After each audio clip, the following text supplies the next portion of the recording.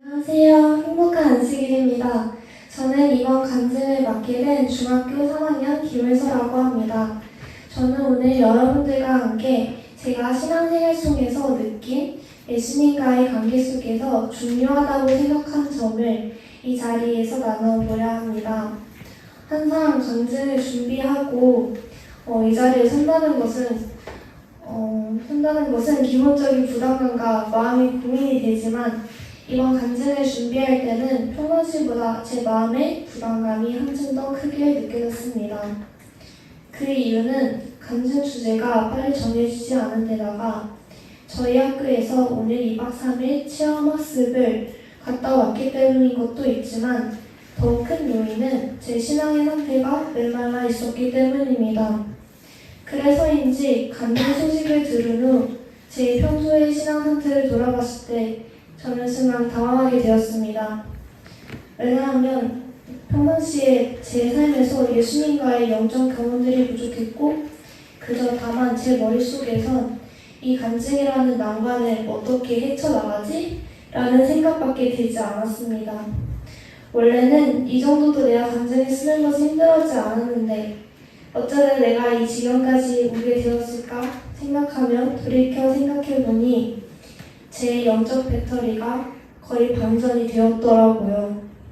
제가 평소에 핸드폰을 중요시 여기지 않고 잘 관리하지 않아 꼭 필요할 때 쓰려고 확인하면은 방전이 되어 있기 일쑤인데 이번에 제 상태가 그렇더라고요.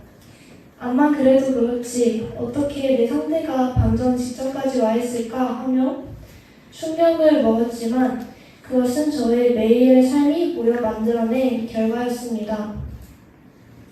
한 번 더 제 생활을 돌이켜보면 아침마다 학교 프로그램에 따라 새벽 기도를 하고 오전 첫 수업마다 SP라는 말씀 묵상하는 시간도 갖고 예배도 꾸준히 드리지만 그러한 공적인 활동만으로는 제 내면에 깊은 갈망과 예수님과의 개인적인 관계를 대신해 주지 못했다는 것을 깨닫게 되었습니다. 또 생각해보니 어쩌면 저의 신앙생활은 겉으로 보기엔 아무 문제가 없었을지 몰라도 저의 영적 배터리를 방전을 향해 가고 제 삶에서 예수님이 아닌 다른 우상을 만들고 살았습니다. 다시 말해 저는 제 생명의 근원이신 예수님 대신에 다른 무언가의 일에 열중하고 더 생각하고 더 투자했던 것입니다. 솔직히 제가 열중했던 일들은 나쁜 것은 아니었습니다. 공부, 악기, 연습, 놀기 등. 하지만 그런 것들을 역시 소홀히 해서는 안 되지만 저도 모르는 사이에 저는 그보다 더 귀중한 무언가를 놓치고 살고 있었고 그렇게 예수님은 제 우선순위에서 점점점 뒤로 밀려나고 있었습니다. 예수님께서는 모든 일에 죽게 하듯 최선을 다하라고 하셨는데 저는 가장 중심인 예수님을 빼고 다른 일만 최선을 다하고 살았던 것입니다. 호두 껍질 속에 알맹이가 없으면 소용이 없듯이 저의 삶 역시 가장 중요한 원동력이 되시는 예수님이 안 계시니 열심히 살려 해도 기운도 안 나고 제 삶에 힘이 많이 들었습니다. 그렇게 하루하루 살아가니 기운은 더욱 빠지고 예수님은 제 우선순위에서 더 밀리게 되었습니다. 그 모습이 보였는지 저보다 제 자신의 상태를 더 잘 아시는 저희 엄마께서 저한테 개인적으로 영적인 권고를 많이 하셨고 제 신앙 상태가 전보다 많이 힘을 잃은 것 같다고 말씀하셨습니다. 하지만 저는 그런 엄마의 걱정 어린 말씀과 조언에도 불구하고 아직 심각성을 못 느꼈는지 아니면 그런 제 자신을 깊이 들여다보기 두려웠는지는 모르겠지만 겉으로만 순응하고 엄마의 말씀에 그저 끄덕끄덕 하는 것 외에 달라지지 않았고 제 삶의 변화도 없었습니다. 물론 그렇게 살다가 제 마음에 공허함도 느끼고 허무함도 느꼈지만 저는 언젠가는 돌아가야지, 다시 말씀을 열심히 봐야지 라며 계속 미루다가 이번 간증을 준비하게 되면서 제 영적 심각성을 똑똑히 보고 깨닫게 되었습니다. 제 마음이 예수님이 안 계시니 어수선하고 간증을 쓰라 하니 집중도 안 되고 분명 예수님이 내 안에 계시면 내 안에 계시는 예수님을 말하고 싶을 텐데 할 말이 없었기 때문입니다.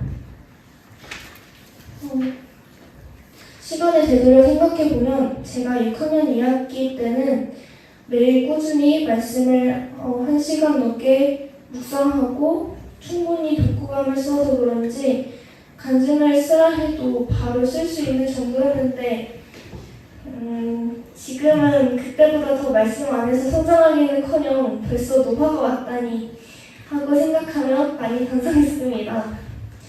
솔직히 말해 제가 이전보다 말씀을 덜 보는 것은 사실이지만 그렇다고 아예 안 보는 것은 아니었습니다. 가끔 종종 생각이 나거나 시간이 있을 때는 교회에 가서 개인적으로 말씀을 보고 기도했습니다. 그렇다면 말씀을 보긴 했는데 왜 제 신앙에 성장이 없었을까요?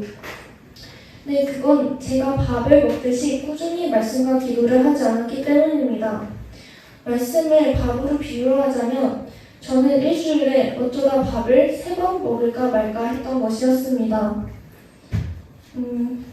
저는 진짜 밥을 하루에 한 끼만 안 먹어도 배고프고 힘이 빠지는데 영적 다이어트도 아니고 생명의 양식이 말씀을 등한히 하니 제 신앙에 힘이 빠지는 것은 당연한 일이었습니다.